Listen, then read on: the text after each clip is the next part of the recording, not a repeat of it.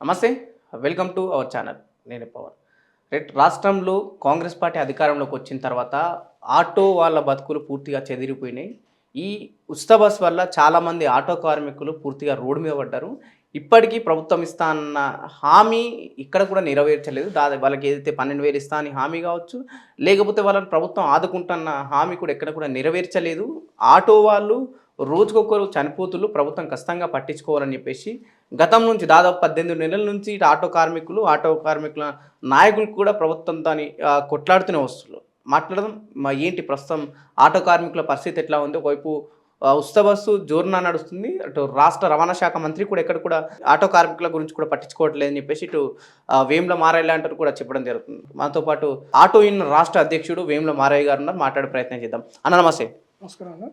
ఏంటి 18 నెలలు అవుతుంది, ఆటో కార్మికుల పరిస్థితి ప్రస్తుతం ఎట్లుందంటే ఏం చెప్తారు? ముందుగా మీ టీవీ ఛానల్ ద్వారా యావత్ తెలంగాణ ఆటో కార్మికుల పక్షాన మా సమస్యని ప్రభుత్వం దృష్టి తీసుకుపోనీకి మీ చేస్తున్న ప్రయత్నానికి ఆటో కార్మికుల పక్షాన ప్రత్యేకమైన ధన్యవాదాలన్న. ఇప్పటికే మీడియా మాకు చాలా సపోర్ట్ చేసింది. 18 ఏళ్ల కాలంలో భారతదేశ చరిత్రలో ఏ రాష్ట్రంలో కానీ స్వతంత్రం వచ్చి నుండి కూడా ఒక ఆటో కార్మికులు నిరంతరం ఇంత పెద్ద ఉద్యమాలు చేసిన చరిత్ర ఉండకపోవచ్చు. నాకున్న అనుభవంలో ఒక 20-25 సంవత్సరాలుగా ఏదన్నా ప్రభుత్వాలు కొన్ని విషయాలలో పట్టించుకున్నప్పుడు ఓ బంధుకాలు ఇచ్చో లేదా ట్రాన్స్పోర్ట్ ఆఫీసు ముట్టడి చేసో అధికారుల మీద ఒత్తిడి చేసో ప్రభుత్వం ఒత్తిడి చేసో అప్పుడున్న పరిస్థితికి అనుకూలంగా కొన్ని సమస్యలు పరిష్కరించుకునే వాళ్ళు. ఇప్పుడున్న పరిస్థితిలో 9 నెలల ఈ 18 నెలల కాలంలో గతానికి ఇప్పుడు తేడేందంటే, గతంలోనేమో పరిస్థితులకు అనుకూలంగా వచ్చే సమస్యని పరిష్కరించమని ప్రభుత్వాల మీద డిమాండ్ చేసేవాళ్ళు. ఇప్పుడు కాంగ్రెస్ ప్రభుత్వం, ఇప్పుడున్న రేవంత్ రెడ్డి ముఖ్యమంత్రి హోదాలో ఆయననే మాకు సమస్య తయారు చేసినాడు. ఇప్పుడు సరే, మీరు మహిళలకు ఉచిత బస్సు చాలా వరకు మేలు జరుగుతుందని చెప్పి ప్రభుత్వం చెప్తుంది. అక్కడక్కడ మహిళలు కూడా దానికి సానుకూలంగానే స్పందిస్తున్నారు. ఎందుకు వాళ్ళు ఖర్చు పెట్టుకొని తిరగాలి, ప్రభుత్వం నుంచి మా వంతు వాళ్ళకి సాయం చేస్తున్నాము, ఎక్కడికైనా వెళ్ళాలంటే వాళ్ళకి ఇంత ఖర్చు తగ్గించినాము, ఇంట్లో డబ్బులు అడగాల్సిన అవసరం లేదని చెప్పేసి ముఖ్యమంత్రి రేవంత్ రెడ్డి గారు చెప్పడం జరుగుతుంది. సో దాన్ని మీరు వ్యతిరేకిస్తున్నా? ఇప్పుడు మేము దాన్ని వ్యతిరేకించాల్సిన అవసరం లేదు. ఇప్పుడు మేము ఏం చెప్తున్నామంటే, ఈ ప్రభుత్వం ఒక అనుచిత ఆలోచనలు ఎట్టున్నాయో మీరు చూస్తున్నారు మీడియాగా. వాళ్ళు ఏ నిర్ణయం తీసుకున్నా ఒక వర్గానికి నష్టం చేసే పద్ధతిలో ఉండకూడదు. ఇప్పుడు మహిళలు ఇచ్చిన మహిళలు కొలిసిపోయలేరు ఉచిత బస్సు ఇవ్వగానే. మహిళలకు మేము వ్యతిరేకం మేము ఎట్లా అంటాం? ఏ మహిళలు అయితే మీరు వాళ్ళ మేలని మీరు చెప్తున్నారో, మా కుటుంబంలో మహిళలు కూడా ఇలా ముండ మోసి ఎండలో కూర్చుంటారు. ఆ పథకం ద్వారా ఏదైతే మహాలక్ష్మి పథకం ద్వారా మీరు ఏదైతే పెట్టిరో, ఆ పథకం ద్వారా నష్టపోయినటువంటి మా కుటుంబంలో ఆటో డ్రైవర్ల కుటుంబంలో భార్యలు ఇలా వాళ్ళు భర్తలు ఆత్మహత్య చేసుకుంటే భార్యలు ఏమవుతారు? వాళ్ళ పుస్తలదారి తెగుతుంది కదా. ఇలా వందలాది మంది చనిపోతున్నారు. దీని కారకులు ఎవరు? ఈ రాష్ట్ర ప్రభుత్వమే కదా. మరి ఒక వర్గానికి నువ్వు మేలని నువ్వు అనుకుంటున్నావు, మరొక వర్గం చనిపోయి రోడ్డున పడుతుంది. ఈ విషయాన్ని గ్రహించాలి. అప్పుడు తెలిసి చేసిరో తెలియక చేసిరో అని మేము పదే పదే సంఘాలుగా, సంఘ నాయకులుగా, అన్ని రాజకీయ పార్టీల సంఘాలుగా ఏకమై వాళ్ళ ఏదైతే కాంగ్రెస్ పార్టీకి అనుబంధంగా ఉన్నటువంటి ఐఎన్టీసీ కూడా రోడెక్కి ధర్నా చేస్తుంది. ఇప్పుడు గతంలో ఉచిత బస్సు రాకముందు తెలంగాణలో మెట్రో వ్యవస్థ హైదరాబాద్లో వచ్చినప్పుడు కావచ్చు, లేకపోతే ర్యాపిడో, ఊబర్ లాంటివి కూడా వచ్చినప్పుడు ఆటో వాళ్ళపైన ఎఫెక్ట్ పడింది. గతంలో కూడా ఉద్యమాలు, కొందరు రాస్తారోకులు జరిగినాయి. సో అప్పుడు రాని ఈ బాధలు ఇప్పుడు ఎందుకు ప్రభుత్వం వైపు చూపెట్టాల్సి వస్తుంది? అంటే మీ వెనుక ప్రధానంగా బీఆర్ఎస్ పార్టీ ఉండి ప్రోత్సహిస్తుందా? ఖచ్చితంగా ప్రభుత్వాన్ని వైపు వెళ్ళండి, ప్రభుత్వాన్ని నెగిటివ్ చేయండి అని? తప్పు. అంటే ఇప్పుడు అట్లాంటి ప్రచారం చేయడంలో రేవంత్ రెడ్డి దిట్ట. అట్లాంటి తప్పుడు ఆరోపణలతో ఆయన అధికారంలోకి వచ్చిండు. అదే తప్పును కొనసాగించాలని చూస్తే ఇప్పుడు మీరు అనేకమైన కార్యక్రమాలు చూసినాం. ఇప్పుడు హైడ్రా తీసుకొచ్చిండు. ప్రజలకు నష్టం అనుకున్నప్పుడు ప్రజలే తిరుగుబాటు చేస్తే ఇలా దాన్ని వెనక్కి వచ్చిండు. ఇలా మోసీ ప్రక్షాళన అన్నాడు. అక్కడ ఉన్నటువంటి ప్రజలు నష్టపోతున్నారని ప్రజలు తిరుగుబాటు చేస్తే దాన్ని ఆపే పరిస్థితి వచ్చింది. నిన్నటిదాకా ఇప్పుడు మన ఇక్కడ విద్యార్థుల్ని మీరు అక్కడ భూములన్నీ అమ్ముకొని రాత్రి జేసీబీలు పెడితే అక్కడ పక్షులు, జంతువులు చనిపోయిన సంఘటన చూశారు. అక్కడ కూడా ప్రజలు తిరుగుబాటు చేసి అక్కడ ఉన్న విద్యార్థులు తిరుగుబాటు చేస్తే దానికి కూడా వెనక్కి వచ్చారు. అంటే ఎప్పుడైనా ఒక ప్రోత్సహిస్తే ప్రజలు రోడ్ ఎక్కారు. కట్ చేస్తే ఇప్పుడు ఏదైతే మెట్రో చెప్పారు మీరు, మెట్రో మీద మేము ఎక్కడ కూడా మేము ధర్నాలో రస్తా రోకోలో ఈ స్కీమ్ వద్దానో లేదా మెట్రో ట్రైన్ వద్దని మేము కోరలే. కొంచెం ఆల్టర్నేట్గా ఇప్పుడు ఉదాహరణ మెట్రో వల్ల ఎక్కడెక్కడైతే స్టేషన్లు ఉన్నాయో మేనే స్వయంగా మెట్రో ఎండికి కలిసి మేము వివరణ ఇచ్చినాం. సరే ఇక్కడ మీరు లోకల్గా మీ స్టేషన్లు ఎక్కడైతే ఉన్నాయో మాకు పార్కింగ్ ప్లేస్లు ఇవ్వండి, ఆ స్థానిక ఉన్నటువంటి బస్తీలకు కానీ స్థానికంగా ఉన్నటువంటి కాలనీలకు కానీ మాకు వెసులుబాటుగా ఉంటుంది. కొంచెం ఇటు గిరాకీ తగ్గినా మీ మెట్రో స్టేషన్ నుంచి స్థానికంగా ఉన్నటువంటి ప్రాంతాలకు మాకు రవాణా సౌకర్యం ఉంటుందని చెప్పి ఇది హైదరాబాద్ వరకు, ఇది ఓన్లీ హైదరాబాద్ మెట్రో ప్రాంతం వరకు జరిగినటువంటి అప్పుడు పరిస్థితి కనుక మాట్లాడితే వివి రెడ్డి అతను రెడ్డి గారు ఇదే నేను రసూల్పూర్ ఆఫీస్కి పోయి స్వయంగా పోయి లెటర్ ఇస్తే పాప మెట్రో స్టేషన్లో అన్నింటిలో ఆయన మెట్రో పార్కింగ్ ప్లేస్లో మాకు ఆటో వాళ్ళకు పార్కింగ్ ప్లేస్ ఇచ్చిండు. ఇప్పుడు అది పరంపర కొనసాగుతుంది. కానీ ఇవాళ ఉన్నటువంటి ఏదైతే ఫ్రీ బస్ పథకం ఉందో ఇది రాష్ట్ర వ్యాప్తంగా సమస్య. రాష్ట్ర వ్యాప్తంగా ఆటో రవాణా అనేది ఒకప్పుడు పట్టణాలకే పరిమితమై ఉండే, జిల్లా టౌన్లల్లో లేదా సిటీ మెట్రో పాలిటికల్ ఏదైతే ప్రధానమైన నగరాలు ఉంటాయో చెన్నై, బొంబాయి, ఇప్పుడు మన హైదరాబాద్ లాంటి ఇట్లాంటి ప్రధానమైన నగరాలలో ఆటో ఉంటుండే. కానీ ఇలా తెలంగాణ రాష్ట్రంలో చాలామంది డిగ్రీలు చేసిన వాళ్ళు, ఇంటర్ చేసిన వాళ్ళు, 10th చేసిన వాళ్ళు, ఉద్యోగాలు లేక, వ్యవసాయాలు నడవక, వ్యవసాయం లేని వాళ్ళు, కొంచెం యంగ్ పిల్లలు మేము వేరే పని చేయలేము మాకు ఉద్యోగం లేదనుకున్న వాళ్ళు లక్షలాది మంది ఈ రంగంలోకి వచ్చారు 20 ఏళ్ల కాలంలో. స్పెషల్గా ఇప్పుడు ఈ మధ్యకాలంలో మన దగ్గర ఐటీ పెరిగిన కాంచెల్లి, ఉద్యోగాలు పెరిగిన కాంచెల్లి చాలామంది ఇతర జిల్లాల్లో కూడా హైదరాబాద్కి వచ్చారు. కానీ పల్లెలలో కూడా ఏ మారుమూల పల్లె తీసుకో నీకు 2-3 ఆటోలు ఉంటాయి, ఏ మారుమూల పల్లెలో తీసుకో. అక్కడ వ్యవసాయం చేసుకున్నటువంటి రైతు కూడా మామూలుగా స్కూల్ పిల్ల కొట్టుకొని సాయంత్రం 2 ట్రిప్పులు ఆ ఊరు నుండి ఏదైతే మెయిన్ ప్రధాన నగరం ఉంటుందో ఆ నగరాలకు, ఆ టౌన్లకు, మండలాలకు ఇట్లా పోతాయి. అలాంటి పరిస్థితి ఇలా ఏర్పడితే ఇలా ఒక 8 లక్షల మంది ఆటో డ్రైవర్లు ఉంటారు. ఇది ప్రధానంగా జిల్లాలల్లో విపరీతమైన సమస్య పడ్డది. అందుకే జిల్లాలలోనే చాలామంది ఆత్మహత్య చేసుకుని చనిపోతారు. మీరు అంటున్నట్టు ఉత్సవస్ వల్ల ఎంతమంది లాభపడ్డారో అంతేమంది ఆటో కార్మికులు కూడా నష్టపోయారని మీరు చెప్తారు. కానీ ఎందుకు ప్రభుత్వం పట్టించుకుంటలేదు? ఎందుకంటే బీఆర్టీయు ప్రధానంగా వీటి వెనుక ఉంది, బీఆర్ఎస్ ప్రోత్సహిస్తుంది కాబట్టి ప్రభుత్వం కావచ్చు, రాష్ట్ర రవాణా శాఖ మంత్రి కూడా పట్టించుకోవట్లేదు అంటున్నారు. ఇంతవరకు వస్తాం మీరు ఇప్పుడు దీని మీకు క్లారిటీ అలా మంత్రిగా, మీరు ఒకరికి మేలని మీరు అనుకుంటే ఇక్కడ ఇంకో వరకు చనిపోతారు కదా. ఒక మనిషి చనిపోతే మనం ఎంత ఆదేతం, ఒక కుటుంబం రోడ్డున పడుతుంది. ఒక కుటుంబం రోడ్డున పడ్డప్పుడు మీరు ఆలోచన చేయాలి కదా, ఎందుకు ఆలోచన చేస్తలేదు ప్రభుత్వం అని చెప్పి మేము నిరసన రూపంలో కూడా ధర్నాలు, రస్తా రోకోలు, సమ్మెలు ఇలాంటివి చేసినట్టే. పొన్నం ప్రభాకర్ గారు కూడా ఆయన ఒక బీసీ నాయకుడు, ఒక బీసీ మంత్రి. 2-3 సందర్భాల్లో మమ్మల్ని పిలిపించి కూడా నేను కూడా ఒక బీసీ బిడ్డను, బడుగు బలహీన వర్గాల బిడ్డను. ఈ ఆటో రంగంలో ఉండేవాళ్ళు కూడా ఎస్సీలు, బీసీలు, ఎస్టీలు, ఈ అనవార్య వర్గాలు, మైనార్టీలు ఉంటారు. కాబట్టి మీ బాధ మాకు అర్థమైంది. మేము చేసిన స్కీము అది కరెక్టో రాంగో కానీ ఇప్పుడు వెనక్కి రాలేము. మీకు ప్రత్యామ్నాయంగా మేము ఏదైతే 12,000 ఇస్తామన్నామో ఆ 12,000 ఇచ్చే కార్యక్రమం మేము మొదలు పెడతాం, మాకు కొంచెం సమయం ఇవ్వండి అని ఇట్లాంటిది మొత్తం మాట్లాడితే అతని గౌరవం మీద కూడా మేము కొద్దిగా ఆగినాం. ఇక ముఖ్యమంత్రి గారు అయితే ఈ గౌరవం కూడా మాట్లాడలే. అది ఎంతసేపు మేము ఏ ఉద్యమం చేసినా బీఆర్ఎస్ వాళ్ళు రెచ్చగొడుతున్నారు. బీఆర్ఎస్ నిజంగా లేదంటారు. ఇప్పుడు మారాయిలాంటి వాళ్ళ వెనుక బీఆర్ఎస్ పార్టీ లేదంటారా? ఇప్పుడే చెప్పాను నేను. మారయ్య ఒక్కడు ముందుకెళ్తే సమస్య లేనప్పుడు జనం రోడ్ ఎక్కరు. సమస్య ఉన్నప్పుడు దానికి ఎవరు నాయకత్వం ముందుకొచ్చి వహిస్తారో అతని వెనక జనం వస్తారు, ఏ ఉద్యమం సరే. ఇప్పుడు తెలంగాణ రాష్ట్రంలో జరిగే ఏ సమస్య అయినా దాని వెనుక ఏ ఉద్యమాలైనా, ధర్నాలైనా వీటి వెనుక ప్రధానంగా బీఆర్ఎస్ పార్టీ ఉండి రెచ్చగొట్టే ప్రయత్నం చేస్తుంది అంటారు. ఇక్కడ మీకు క్లారిటీ ఇవ్వాలి.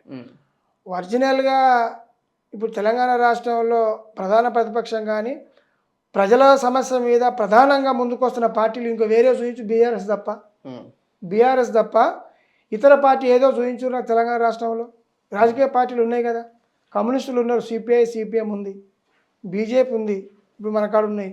టీడీపీ అంటే ఇంకా దాని తండ్రి లేని పిల్లలు లెక్క ఉంది ఇక్కడ తెలంగాణలో. ఇవి ఉన్నోళ్ళు ఎవరు? ఉన్నోళ్ళు ఎవరు?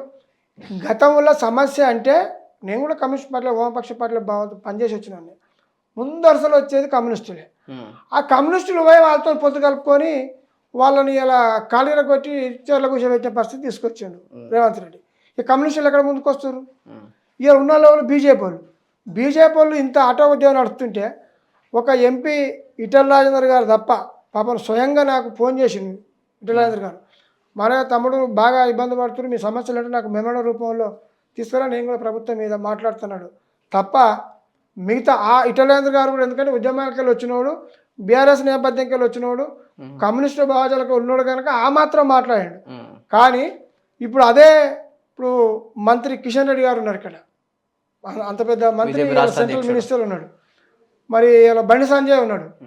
ఆ మతాలకు కులాల సమస్య తప్ప అసలు ఆటో సమస్య ఏం జరుగుతుంది రాష్ట్రంలో అని చెప్పి కాంగ్రెస్ మీద మాట్లాడిన సంఘటన ఒక్క పేపర్ షీట్ చూపిన వాళ్ళు మాట్లాడినట్టుగా స్పందించలేరు ఎక్కడ కూడా ఈ 18 నెలల కాలంలో. ఎవరు స్పందించలేదు. మీరు కలిసే ప్రయత్నం చేశారు, ఎందుకంటే ఇటు ప్రతిపక్ష పార్టీలని కలుపుకొని తీసుకుపోయే ప్రయత్నం చేసారు గతంలో. ఈ బీజేపీలో ఉన్న నాయకులను కలుపుకునే ప్రయత్నం చేశారా? అయ్యో మేము ఓపెన్గా కోదండరామ్ గారు ఎమ్మెల్సీ ఉద్యమ నాయకుడు, ప్రొఫెసరు, మేధావి, తనకు మా సమస్యలు అర్థమైతే ఉద్యమంలో కూడా మాతో కలిసి అతనితో మేము కలిసి ఉద్యమాలు చేసినాం, ఆటో మద్దతు ఇచ్చినాం. గతంలో అతను ఇంటి మీదకి దాడులకు వచ్చిన రోజులలో కూడా మేము ఆటో డ్రైవర్లో ఇంటి చుట్టూ నిలబడ్డాం. కాబట్టి మెమోరండం ఇచ్చి చెప్పినాం. చెప్తే స్వయాన మంత్రి గారితో మాట్లాడిండు. సాంబశివరావు గారు CPI party MLA, Kothagudem MLA, అతను ఆఫీసులో పోయి కూర్చున్నాం. మేము అన్ని సంఘాల మీద కూర్చున్నాం. ఇదే మంత్రి టైం ఇచ్చిండు. కోదండరామ్ గారు ఎమ్మెల్సీ, ఇప్పుడు ఎమ్మెల్యే మన కొత్తగూడెం ఎమ్మెల్యే గారు రవాణా శాఖ మంత్రి ఇంట్లో కూర్చొని మాట్లాడినాం. ఏమన్నాడు? నాకు ఒక వారం టైం ఇయ్యి, అప్పుడు ఎమ్మెల్సీ ఎలక్షన్స్ జరుగుతున్నాయి, నేను ముఖ్యమంత్రి గారితో మాట్లాడతా, ఈ 12,000 సమస్య ఏదైతుందో అది కొంచెం బడ్జెట్ ఇబ్బంది ఉంది, సంక్షేమ బోర్డు, మీటర్ ఛార్జీలు, ఇంక ఇతర అంశాలు ఏదైతున్నాయి అవి చేస్తా, నిరుద్యోగులు పెరిగిపోయారు, వాళ్లకు ఆటో పర్మిట్లు ఇస్తా అని మాట ఇచ్చిండు. మళ్ళీ విలువలే 2 నెలలు 3 నెలలు. ఎన్నిసార్లు చర్చించారు? 3 సార్లు. ఏ విధమైన స్పందన వచ్చింది అటు నుంచి? ఇదే మాట్లాడాడు. సానుకూలంగానే ఉందంట వ్యక్తి. ఇప్పుడు వ్యవస్థ, ఒక మంత్రి అంటేనే ప్రభుత్వం వ్యవస్థ, గాలిగా మాట పంపిస్తే పరిష్కారం ఎట్లయితుంది? కానీ ఉచిత బస్ వల్ల రాష్ట్ర రవాణా శాఖకు చాలా వరకు లాభాలే ఉన్నాయి, ఎక్కడ కూడా నష్టాలు లేవు, అందుకే దీన్ని కొనసాగిస్తున్నాం అంటున్నారు కదా వాళ్ళు సంబంధించరుగా. ఇప్పుడు రేవంత్ రెడ్డి గారే సభలో అసెంబ్లీ సాక్షిగా తనే చెప్పిండు, వేరే వాళ్ళు కూడా చెప్పలేరు ఈ మాట. రేవంత్ రెడ్డి ఓన్లీ వెనకట తెలంగాణ సామెత ఉంటుంది, చెట్ల మీద ఇస్తారాకు గుర్తురు అంటారు. అట్లా ఆయన మాటలతోటే తెలంగాణ ప్రజల్ని మోసం చేసి ఆ చెట్ల మీద ఇస్తారాకు గుట్టి చూపించిండు, అరిచేతుల వైకుంఠం చూపించిండు. ఏం లేదు, మాటలు చెప్తా కాదు. ఇదే ముఖ్యమంత్రి ఇంతమంది చనిపోతారు, బీఆర్ఎస్ వాళ్ళు రెచ్చగొడుతుర్రు, ఈ ఆటో కార్మికులను బీఆర్ఎస్ వాళ్ళే ముందుకుని పోరాడుతుర్రు, ఎందుకు వస్తున్నారు వీళ్ళు, మాకు తెలియదు ఆటో కార్మికుల సమస్య అని చెప్పి అసెంబ్లీలో మాట్లాడినప్పుడే నాకు సగం మనసు రీపోయింది. అసలు ఆయన ముఖ్యమంత్రి కాదు రాష్ట్రానికి అని ఫీలింగ్ నాకు వచ్చింది. ఎందుకంటే ఒక ముఖ్యమంత్రి స్థాయిలో ఇదే సీఎం ఆఫీస్ ముందు ఒక ఆటో డ్రైవరు అక్కడ ఆటో తలగబెట్టుకుంటే, అధ్యక్ష ఆటో ఎందుకు తలగబెట్టుకున్నాడు, ఆటో ఎందుకు వచ్చిండు, వీళ్ళే ప్రోత్సహించారు అని చెప్పిండు. దాని బదులు ఆ మోసపూరితమైన మాట్లాడే బదులు, అరే మీకు ఏం బాధ ఉందో నీకు డిపార్ట్మెంట్ చేతులు ఉందిగా, ఎంక్వైరీ చేయి, చెప్పి నిజంగా దాని వెనక ఎవరన్నా ఉంటే వాళ్ళని అరెస్ట్ చేయి, అట్లాంటి పని చేయాలి కదా. నువ్వు ఆ పని చేయకుండా నువ్వు ఉట్టిన గాలిగా మాట్లాడి వదిలేస్తే ఆటో డ్రైవర్లు ఎంతమంది చనిపోయారు? ఒక్కరింటికైనా ఒక ఆఫీసర్ పోయిండా? ఇప్పుడు 12,000 పరిస్థితి ఎట్లా అంటారు? చాలా వరకు ఆటో కార్మికులు అయితే ఎక్కువ శాతం 80% వాళ్ళు ఈఎంఐలు కట్టుకొని నడుపుతారు. ఈరోజు బయటకు వెళ్ళిందంటే ఆ గిరాకు వస్తే దాంట్లోంచి 10,000 ఈఎంఐ కట్టుకోవాలా, మళ్ళీ ఇంట్లో 10,000 పెట్టుకోవాలా, మిగతా ఖర్చులకు పెట్టుకోవాలి కదా. ఈఎంఐ నడవని వాళ్ళ గురించి ఏం చెప్తారు మరి? ఇప్పుడున్న పరిస్థితిలో వాళ్ళు కాంగ్రెస్ వాళ్ళు 12,000 కాదు కదా, 12 రూపాయలు కూడా ఆటో డ్రైవర్లకు ఇయ్యరు. అది మోసపూరితమైన వాగ్దానం. అది పోయింది. 12,000 ఇస్తాడా? ఇదివరకు ఇచ్చిన గవర్నమెంట్ ఇచ్చిందా? ఏ రాష్ట్రంలో కూడా లేదు కదా. మళ్ళీ ఇలా దరిద్రమైన కాంగ్రెస్ గవర్నమెంటే కర్ణాటకలో చేసింది ఇదే పని. చేస్తేనే వాళ్ళు నష్టపోతేనే అక్కడ ఎత్తేసారు, అక్కడ ఆటో డ్రైవర్లు నష్టపోయారు. ఇప్పుడు ఇక్కడ ఆటో డ్రైవర్లు ఏంటంటే వీళ్ళు కుండలు పెట్టి బిందెలు ఎత్తుకపోతారు అనుకోలే ఆటో డ్రైవర్లు. వీళ్ళు 12,000 చూసిర్రు. ఈ 12,000 ఇస్తా అంటుండగా ఉట్టిపోతుందని చూసారు తప్ప ఈ ఫ్రీ బస్సు వల్ల మనకు గిరాకీ పోతుంది, ఈ రోజుకు 1,000-2,000 చేసుకునేది ఈ 200లకు వస్తామని చెప్పి ఎవరు ఊహించలే. ఇప్పుడు 12,000 అంటే సంవత్సరానికి 12,000 లేకపోతే నెలకు 12,000? సంవత్సరానికి అంటే నెలకు 1,000 రూపాయలు. నెలకు 1,000 రూపాయలు, రోజుకు 30 రూపాయలు. రోజు 30 రూపాయలు సంపాదిస్తారు ఆటో డ్రైవర్. రోజుకు 1,000 రూపాయలు సంపాదించేవాడు ఇలా 300లకు వచ్చింది, 200లకు వచ్చింది. ఓరోడు బండ్లే ఆ డిపాజిటర్ ఎక్కడ వేరే రాష్ట్రాలకు అమ్ముకొని వేరే జిల్లాల పోయి ఎవడో కొనలేక అమ్ముకొని ఏదో కూలినాలి బొంబాయి.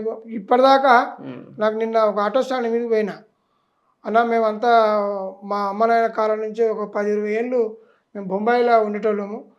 ఆ బొంబాయిలో ఒక 500 కుటుంబాలు 600 కుటుంబాలు ఈ నల్గొండ వరంగల్ ఈ ప్రాంతంలో ఉండే. కేసీఆర్ గారు గవర్నమెంట్ వచ్చినాక అనేక మంది కాల్ చేసి మొత్తం వచ్చేసినామన్నా ఇక్కడ హైదరాబాద్కు, ఇక్కడ ఊర్ల పెయింట్ వచ్చేసి వ్యవసాయ పని చేస్తున్నాం, వ్యవసాయ పనులు, ఆటో కొనుక్కున్నాం, మంచిగా మేము కేసీఆర్ వచ్చినని చెప్పి బొంబాయి వదిలేసి ఇలా హైదరాబాద్కి వచ్చినాం, తెలంగాణకు వచ్చినామన్నా. కానీ ఇలా రేవంత్ రెడ్డి వచ్చిన తర్వాత మళ్ళీ ఎక్కడ పోవాలో మాకు అర్థమైతే లేదు అని చెప్పి మొన్న 3 రోజుల క్రితం ఒలిగొండ ప్రాంతంలో ఒక చావుకు పోతే అక్కడ ఉన్నటువంటి ఆటో వాళ్ళు, మెకానికులు, అక్కడ ఉన్నటువంటి షాపు వాళ్ళు పబ్లిక్ చెప్తారు. అంటే ఇది ఎక్కడి నుంచి ఎక్కడ వచ్చింది? వలస వైనోళ్ళను కేసీఆర్ గారు మళ్ళీ తిరిగి వచ్చేటట్టు చేసింది తెలంగాణకు. వలసలు మళ్ళీ మొదలైనాయి తెలంగాణ. మళ్ళీ ఇప్పుడు కాంగ్రెస్ ప్రభుత్వంలో రేవంత్ రెడ్డి నాయకత్వంలో మళ్ళీ వలసలు మొదలైనవి. ఎక్కువ వలస జిల్లాలు ఆయన మహబూబ్ నగర్ ఉమ్మడి జిల్లానే కదా. మరి ఇలా రాష్ట్రం అంతా మళ్ళీ వలస ఎక్కడ పోవాలో అర్థం కాని పరిస్థితిలో ఇలా తెలంగాణ ప్రజలు ఉన్నారు. రైట్. ఉచిత బస్ స్కీమ్ వల్ల ఆటో కార్మికులు చాలా నష్టపోతులని ఈ సమస్య ఇలా ఉంటాయి. వైట్ నంబర్ ప్లేట్స్ వల్ల కూడా చాలామంది నష్టపోతున్నారు. ఆటో వాళ్ళకి గిరాకీ రావట్లేదు ఈ ఊబర్ ర్యాపిడో వల్ల అంటున్నారు. దీని గురించి ఏం చెప్తారు? అది చాలా పెద్ద నష్టము. వాస్తవానికి అంటే డిపార్ట్మెంట్లో కొంత అర్థమైన సాధారణ పబ్లిక్ అర్థం కాదు ఏంటంటే, అంటే మోటార్ యాక్ట్లో 2 రకాలు ఉంటాయి. ట్రాన్స్పోర్ట్ అనేదేమో అది గవర్నమెంట్కు ట్యాక్సీ కడతారు, ఎల్లో నెంబర్ ప్లేట్ ఉంటుంది, దాని మీదనే పూర్తిగా అదొక ఉద్యోగం లాగా పనిచేసుకుంటారు. కానీ ఎప్పుడైతే ఈ ఓలా, ఊబరు, ర్యాపిడో వచ్చినాయో వీళ్ళకి ఒక ఆల్టర్నేటివ్ బిజినెస్ లెక్క అయిపోయింది. అది జాబ్ చేసేటోళ్ళు కానీ ఇతర విధాన బిజినెస్ చేసేటోళ్ళు కానీ కాలేజీకి పోయే పిల్లలు కూడా, అంటే మామూలు గవర్నమెంట్ కాలేజీలు అటు ఇటు పోయి చదువుకునే పిల్లలు కూడా సాయంత్రం కాగానే 4-5 ట్రిప్పులు బైకుల మీద వేస్తారు.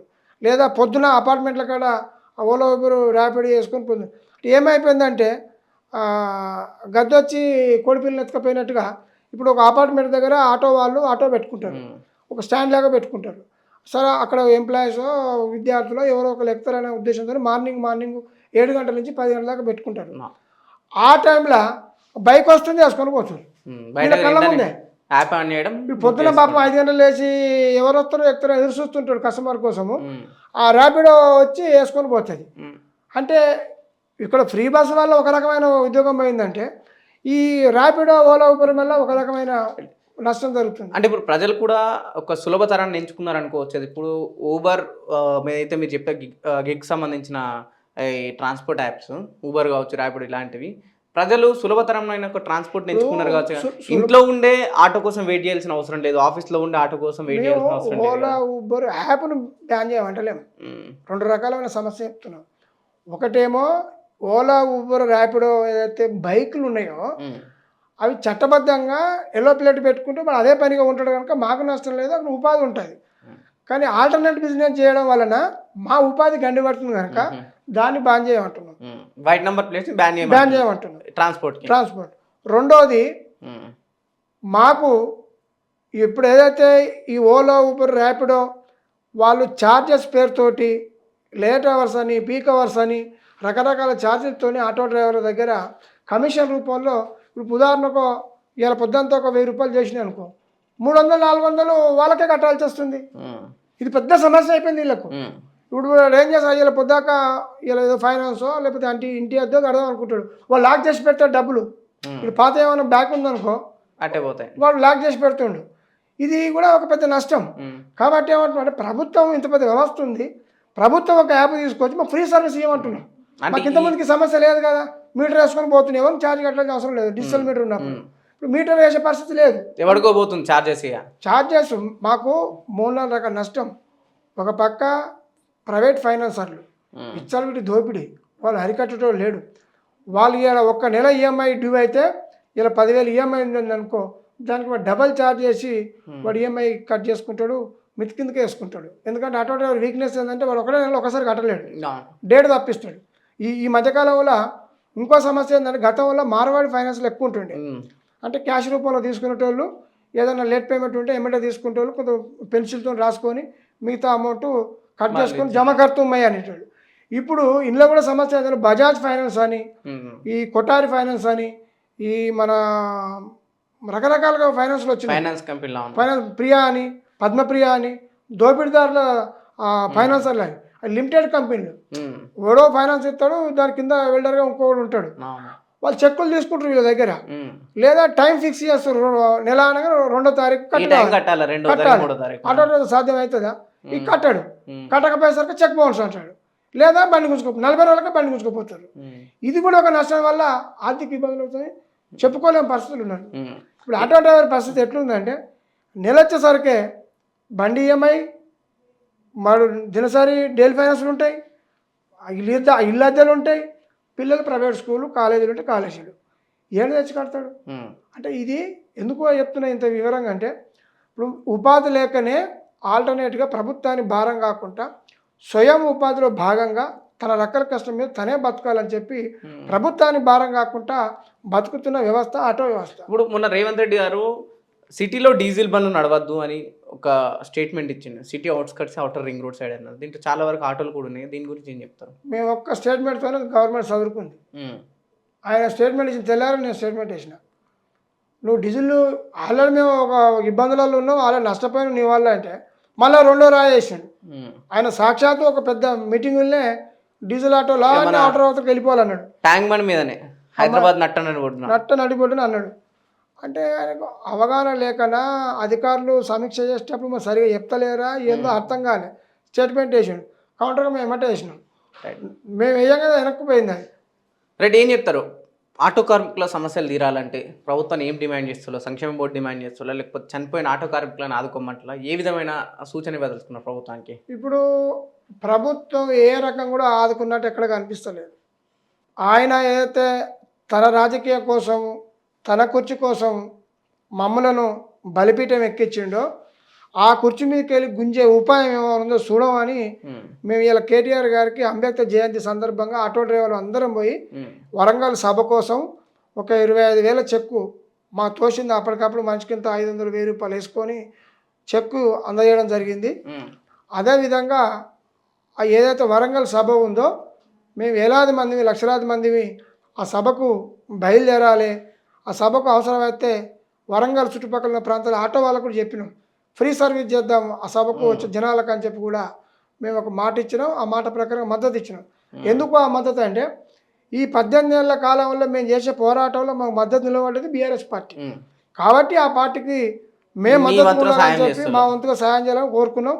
కానీ కేటీఆర్ గారు పెద్ద మనసుతోటి మీరు చిన్న వ్యవస్థ, మీరు ఆల్రెడీ ఆర్థిక ఇబ్బందులలో ఉన్నారు, మీ డబ్బులు మాకు ఇచ్చినందుకు ధన్యవాదాలు, కానీ ఈ చెక్కు ఎవరికైనా చనిపోయిన కుటుంబాలకు అందజేయరు మా తరఫున, ఈ మా పార్టీకి తీసుకోవడం కరెక్ట్ కాదని చెప్పి అభినందిస్తూ కేటీఆర్ తిరిగి మాకే ఇచ్చిండు. మేము రేపు ఎల్లుండో చనిపోయిన కుటుంబాలకు ఆ చెక్కును అందిస్తాం. అది బీఆర్ఎస్ పార్టీ ఇచ్చినట్టుగా మేము బీఆర్ఎస్ పార్టీకి ఇచ్చినాం, మా తరఫున ఏదైనా కుటుంబానికి ఇయ్యరని చెప్పి కేటీఆర్ గారు చెప్పినందుకు ప్రత్యేకంగా ధన్యవాదాలు కేటీఆర్ గారికి. రైట్, ఇది రాష్ట్రంలో 18 నెలలుగా ఎంతోమంది ఆటో కార్మికులు చనిపోతున్నా రాష్ట్ర ప్రభుత్వం పట్టించుకోవట్లేదు. రాష్ట్ర రవాణా శాఖ మంత్రి కూడా ఎక్కడ కూడా దీనిపైన దృష్టి సారిస్తలేరు. చనిపోయిన కార్మికుల కుటుంబాలను ఎక్కడ కూడా పట్టించుకోవట్లేదు. ఈ ఉచిత బస్ వల్ల మేము చాలా నష్టపోయినాం, కానీ మేము ఉచిత బస్సును వ్యతిరేకించట్లేదు. అది నడుస్తూనే మాకు ఇంకో ఆల్టర్నేటివ్ ఇంకో ఏదైనా చూపించండి, మేము ఖచ్చితంగా ఆ పని చేసుకునే ఉంటాం, కానీ ఇట్లాంటి నిర్ణయాలు తీసుకోకండి. ఎక్కడైతే ఒకటి లాభపడితే ఇంకోటి నష్టపోతుందని కూడా ఆలోచించండి అని చెప్పేసి ఆటో యూనియన్ రాష్ట్ర అధ్యక్షుడు వేముల మారయ్య గారు ప్రభుత్వానికి సూచన ఇవ్వడం జరుగుతుంది.